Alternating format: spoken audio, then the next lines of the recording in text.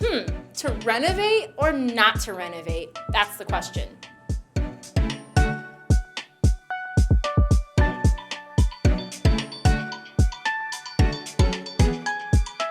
One question we get all the time is, should I renovate my home to sell?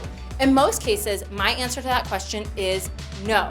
The reason that we say no is that typically you do not get a great return on those projects and updates you do. There are a few exceptions to that, which we're going to tell you about at the end. But first, let's jump into the things that we do recommend our sellers do before they go to list their home. One thing that we always like to tell sellers is finish what you started. If you started that bathroom renovation, if you started updating the kitchen, bring projects to completion. When a buyer comes in and they see uncompleted projects, all they can think about is how much time and money that's going to take them to finish. So don't be someone who starts and doesn't finish.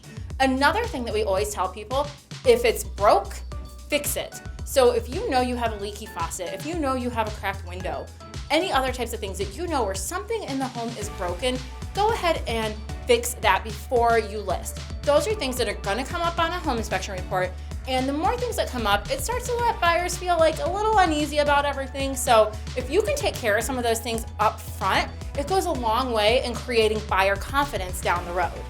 Another thing that we often recommend are some quick swaps. This could look like changing out your porch plants, adding some new hardware to your cabinets, changing out lighting. These are quick, inexpensive fixes you can do that can help pull your home into a little bit more contemporary state. Now, when it comes to bigger projects, there are a couple, like we said in the beginning, that we do see a high ROI on. One is your garage door. If you have an old, dented, chippy, not so great garage door, get it changed. This project shows a 100% return on your investment. So that's when you should do if it's needed.